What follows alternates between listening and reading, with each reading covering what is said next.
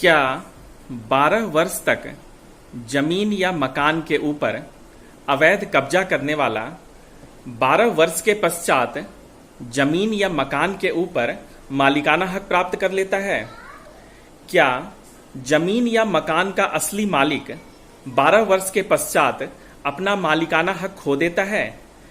Whether a person claiming a title by virtue of adverse possession can maintain a suit under Article 65 of Limitation Act for the purpose of declaration of title?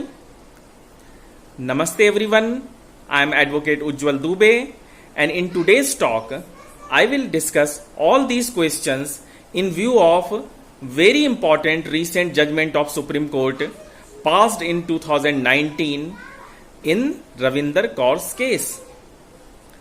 But let me begin first by explaining what is adverse possession and what is Article 65 of Limitation Act. तो adverse possession होता क्या है? Adverse possession के तहत पजेसरी title या कब्जे से अधिकार कैसे प्राप्त करते हैं? मान लीजिए मेरी एक जमीन है, मेरा एक मकान है, उस मकान को मैंने किसी को रहने के लिए दिया है। मैं भारत में नहीं रहता हूं या भारत में भी रहता हूं, लेकिन मैंने कोई प्रॉपर डॉक्यूमेंटेशन नहीं की है। मैंने वो ये मकान या वो जमीन उसको यूज करने के लिए दे दी है। मैंने उसको मॉर्गेज नहीं करा है, मैंने उसको लीज नहीं करा है, मैंने वो उसको लाइसेंस नहीं दिया है। वो लाइसेंस ही नहीं है, वो मॉर्गेज ही नहीं है, वो लेस ही नहीं है। मैंने एक प्रॉपर डॉक्यूमेंटेशन नहीं करी है। 12 वर्ष तक वो उस जमीन के कब्जे में रहता है, जमीन का उपभोग करता है, मकान का उपभोग करता है। मेरी इच्छा आइदर फोर्सिबली और अदरवाइज, यहां पर ये टर्म है, इसमें जनरल पब्लिक को एक बड़ी कंफ्यूजन होती है। एडवर्स पजेशन का मतलब वो पजेशन नहीं है जो कि जैसे एक टेनेंट है, एक किराएदार है, उसको मकान मालिक ने, लैंडलॉर्ड ने एक रेंट एग्रीमेंट बनाकर एक मकान 1 साल के लिए दिया है, तो ये एडवर्स पजेशन के अंदर नहीं आता है। जहां प्रॉपर डॉक्यूमेंटेशन नहीं है लेकिन प्रॉपर्टी का कब्जा, जो प्रॉपर्टी की पजेशन है, जो जमीन या मकान की पजेशन है, वो किसी और व्यक्ति के पास है। Word adverse itself means against the will of rightful owner. जो राइटफुल ऑनर है, जो उसका ट्रू ऑनर है, उसकी सहमति के बिना। तो उस केस में अगर 12 साल तक वो रहता है, तो जो अभी 2019 में जो सुप्रीम कोर्ट की जजमेंट आई है रविंदर कौर्स केस में, जिसमें पिछली जजमेंट 2011 की थी गुरुद्वारा साहिब केस की, उसको सुप्रीम कोर्ट ने ओवर रूल कर दिया।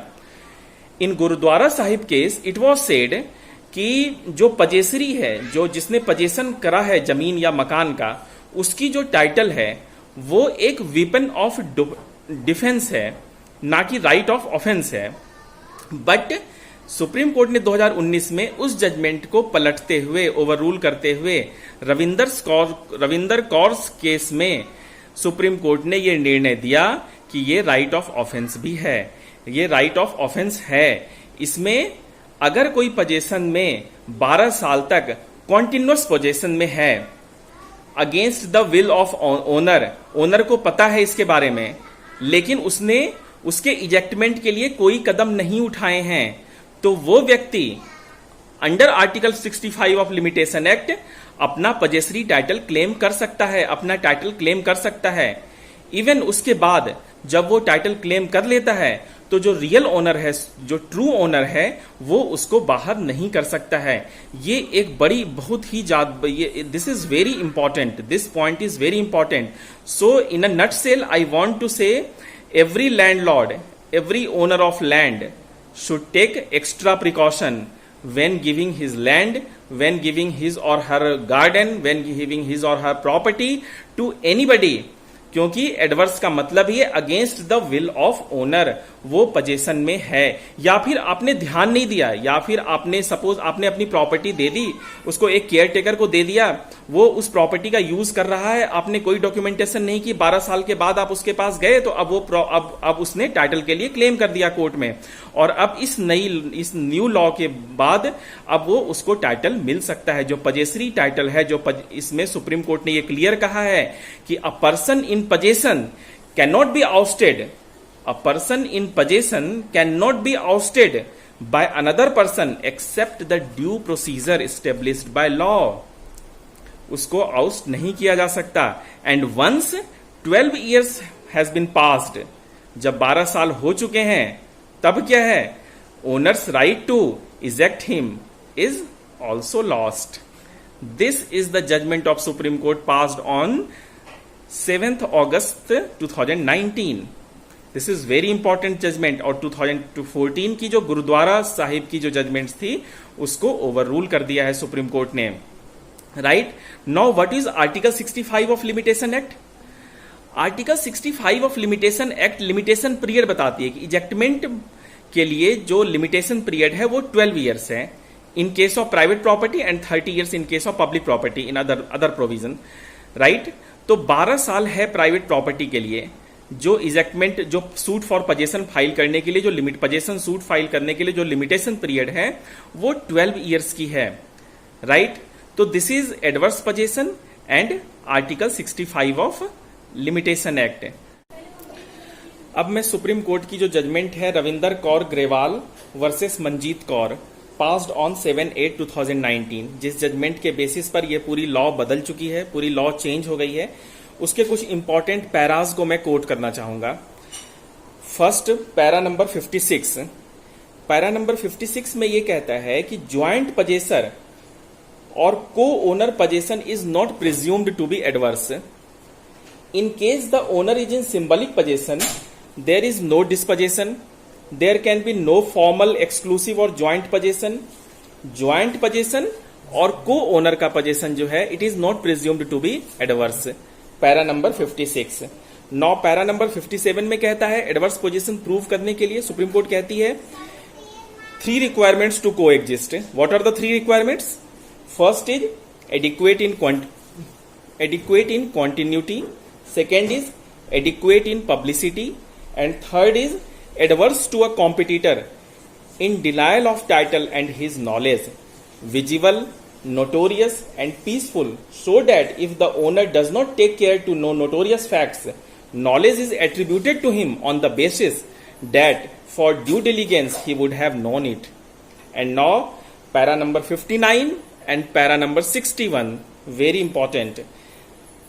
A person in possession cannot be ousted by another person except by due procedure established by law.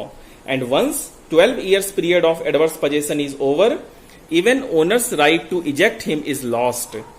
And possessory owner acquires right, title and interest possessed by outgoing person or owner as the case may be. मतलब जो पजेसरी owner है जिसके कब्जे में property है वो right या title acquire कर लेता है अगेंस्ट आउटगोइंग ओनर, जो रियल ओनर है, जो ट्रू ओनर है. Consequence is that once right, title or interest is acquired, it can be used as a sword by plaintiff as well as a shield by defendant within ken of Article 65 of Act. And any person who has perfected title by way of adverse possession can file a suit for restoration of possession in case of dispossession. मतलब वैसा कोई भी व्यक्ति जिसने adverse possession की से by virtue of adverse possession title acquire कर लिया है तो उसको डिस्पजेस नहीं कर सकता जो ट्रू ओनर भी है. अगर उसको डिस्पजेस करता है तो वो उसके रिस्टोरेशन ऑफ पजेशन के लिए सूट फाइल कर सकता है. In case of dispossession by another person by taking law in his hand, a possessory suit can be maintained under Article 64 even before ripening of title by way of adverse possession. By perfection of title, last line, by perfection of title on extinguishment of owner's title, a person cannot be remedialess.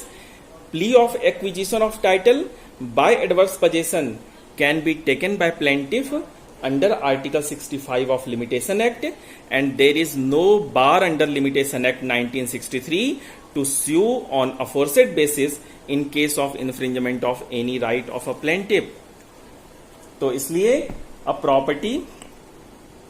अपनी property बिना proper documentation के किसी के position में नहीं देनी है.